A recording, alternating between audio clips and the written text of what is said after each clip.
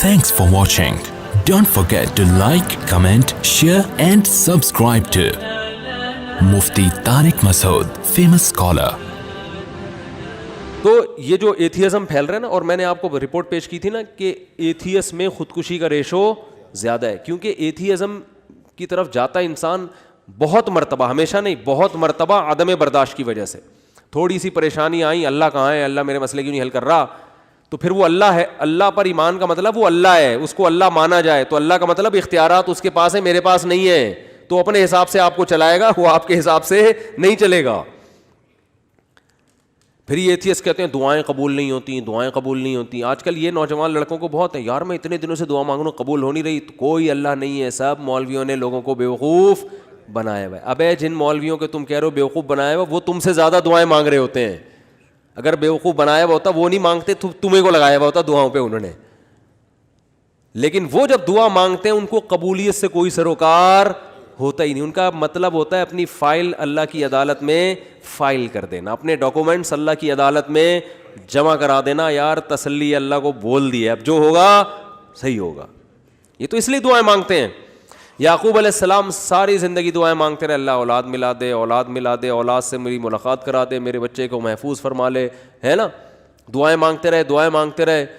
Answer کیا آیا, دوسرا بچہ بھی گم گیا. یہی ہوا نا, بنیامین جو دوسرا بیٹا تھا وہ بھی بھائیوں نے یہ کہا کہ وہ بھی. تو اب کیا کہہ رہے ہیں, فصبر جمیل, صبر کروں گا اور صبر میں بھی جمال پیدا کروں گا. جمال کا مطلب خوبصورت صبر ہوگا. علماء کہتے ہیں صبر کی دیر آر 2 types آف صبر.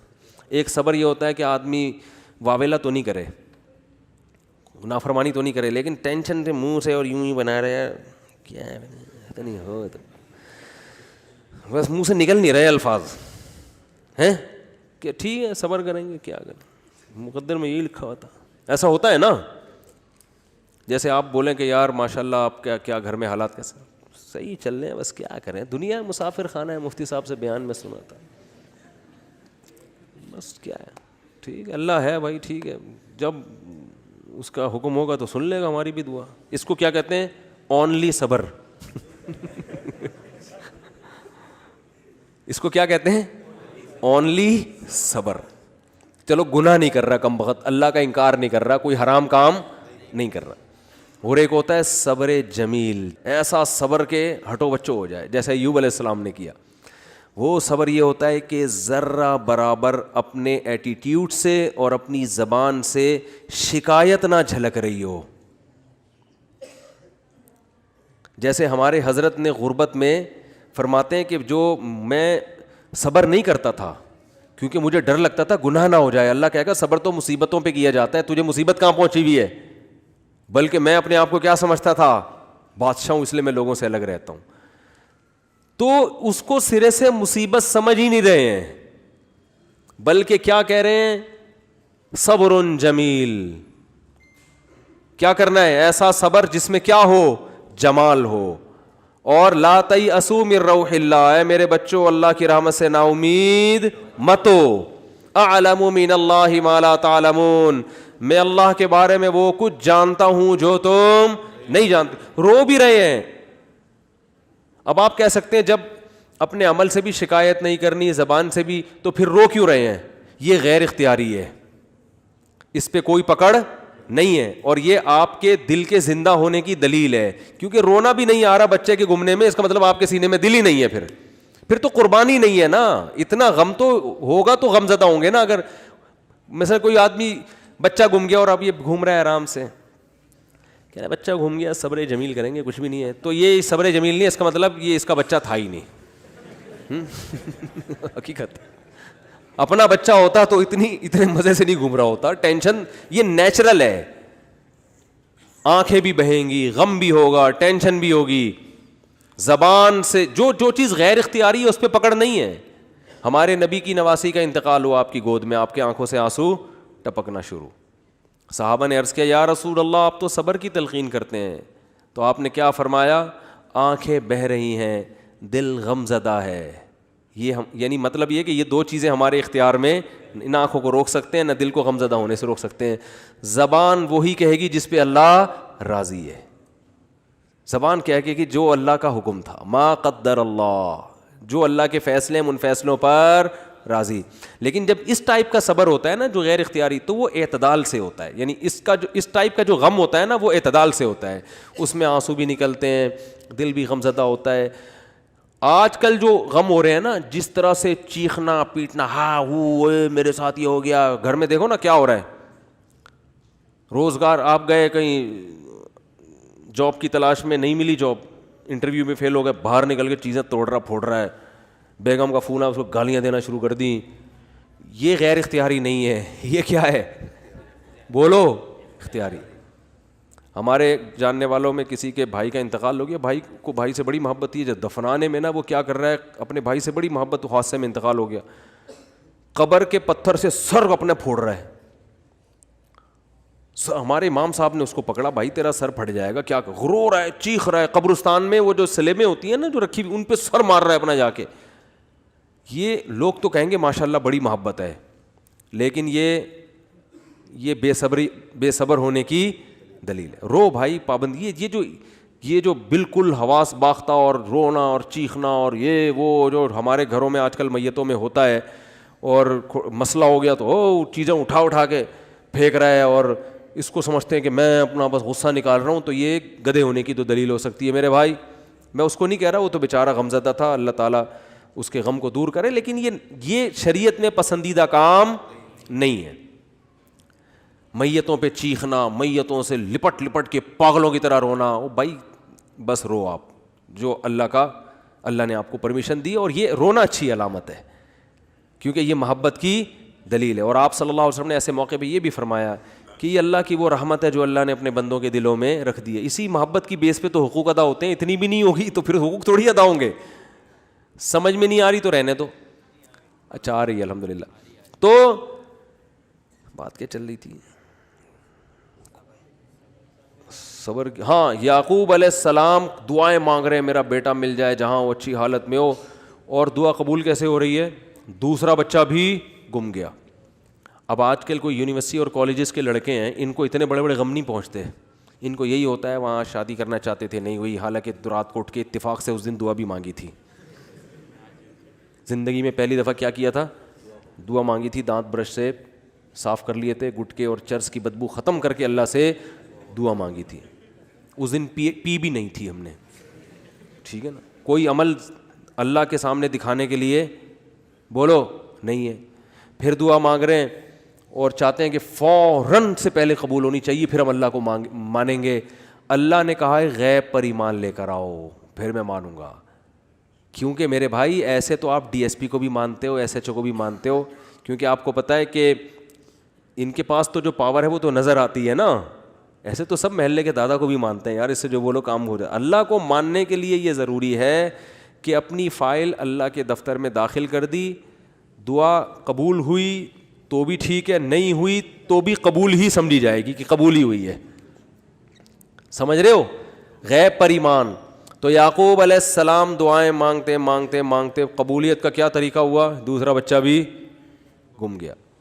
پھر بھی کیا کہہ رہے ہیں؟ انما اشکو بثی وحزنی الی اللہ. میں اپنا غم صرف اللہ سے بیان کرتا ہوں. یہ عبدیت ہے. دیکھو اتنا فنٹر بننا کہ اللہ کے سامنے بھی غم نہ بیان کرے، یہ صبر نہیں ہے، یہ فنٹر گیری کی کیا ہے؟ اگر کوئی غم ہے تو اللہ کے سامنے بیان کرے بھکاری بن کے. اللہ کو عبدیت پسند ہے. اللہ کو کیا پسند ہے؟ عبدیت. بعض لوگوں پہ تقوی کا ضرورت سے زیادہ مسالہ لگ جاتا ہے.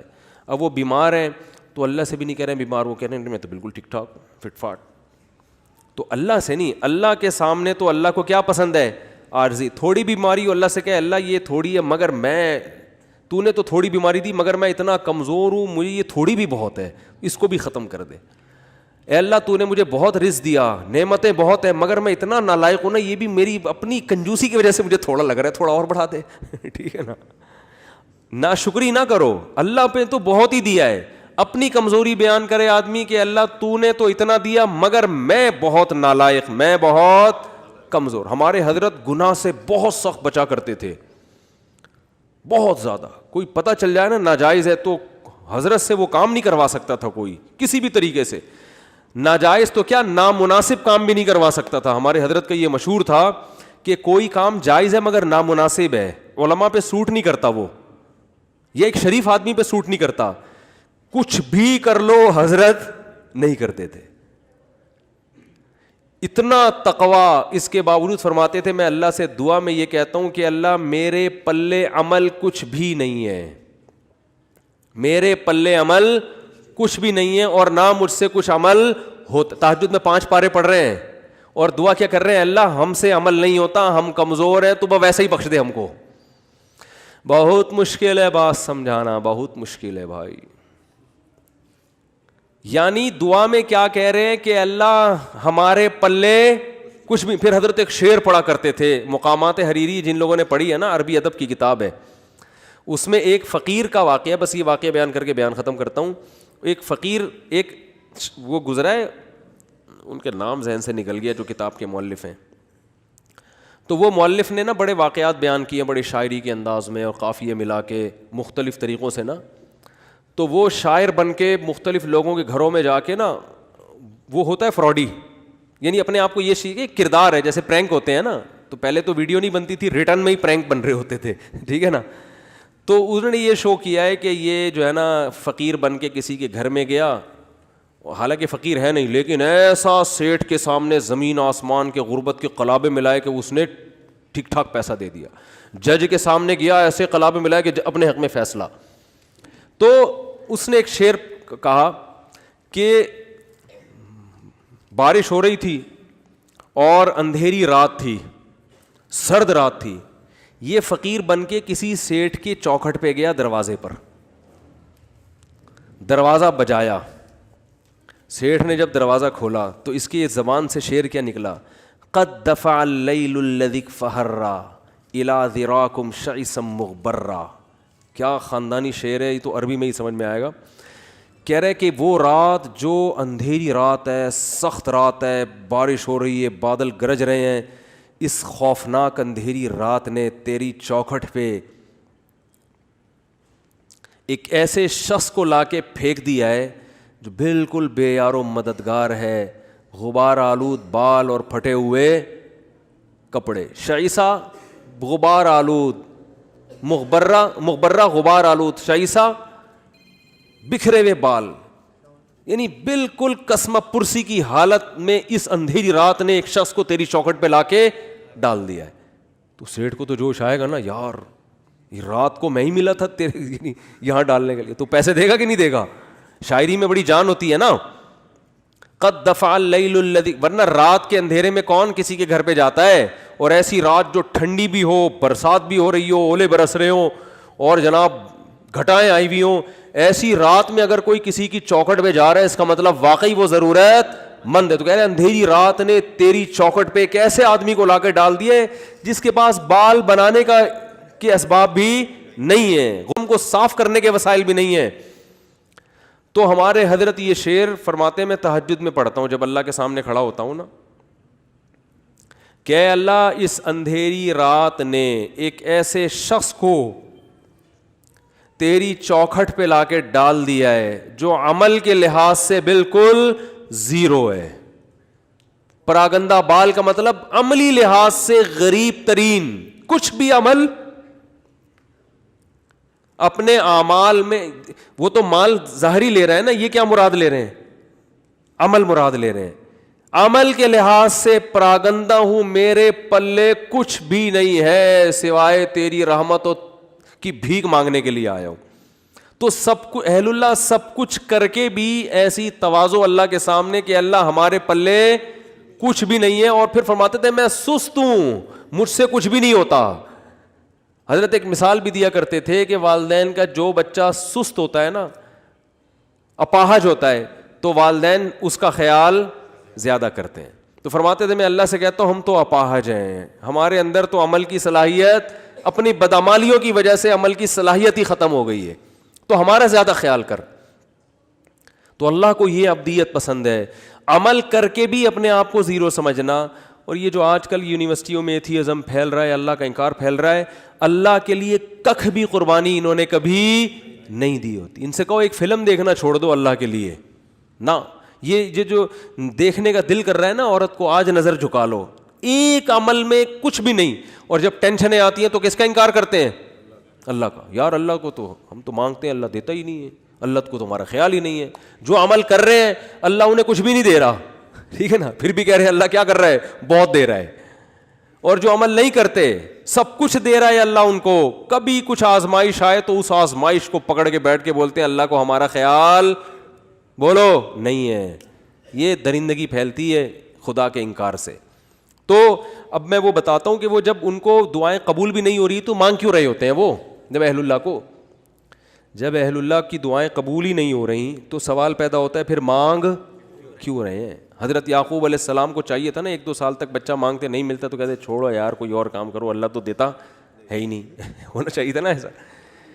وجہ اس کی یہ ہے کہ نبی صلی اللہ علیہ وسلم نے فرمایا کہ انسان جب دعا مانگتا ہے نا تو اللہ اس کی دعا قبول کرتا ہے, ہر دعا.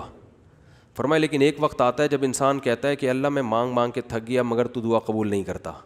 جب یہ لفظ کہتا ہے تو پھر اللہ قبول کرنا چھوڑ دیتا ہے. اچھا یہ لفظ کہتا کیوں ہے؟ اس لیے کہتا ہے نا کہ اس کو قبول ہوتی بھی نظر نہیں آتی. تو اللہ کے نبی نے فرمایا کہ جو نظر نہیں آ رہی نا قبول ہوتی ہوئی وہ ساری ہو رہی ہوتی ہیں, لیکن جب دل میں یہ خیالات آنا شروع ہو گئے اب قبول ہونا بند.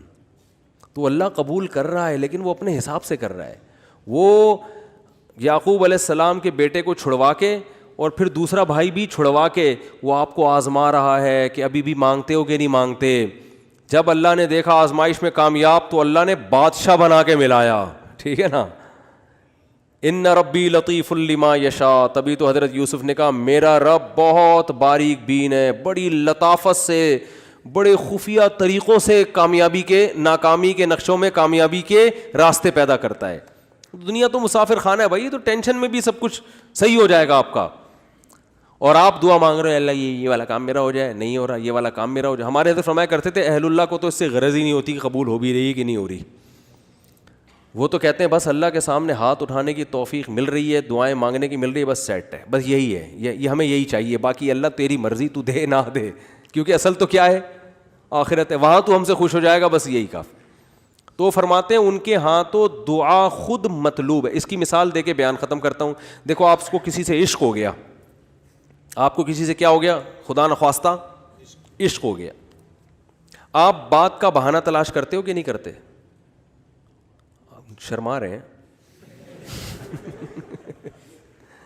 چلو میں کہتا ہوں اگر ہو گیا, ابھی تو میں نے سب کو لپیٹ دیا تھا نا, تو ابھی کوئی بھی یوں نہیں کر رہا, یوں کوئی بھی نہیں کر رہا, سب بیٹھے ہوئے کہ پکڑے جائیں گے. تو اگر کسی کو عشق ہو جائے تو محبوبہ سے بات چیت کا بہانہ تلاش کرتا ہے کہ نہیں کرتا؟ تو اس بہانے میں بعض دفعہ یہ ہوتا ہے کہ یار کوئی بات ہو تو میں کروں بھی نا, ورنہ اگلا بولے گا بلا وجہ.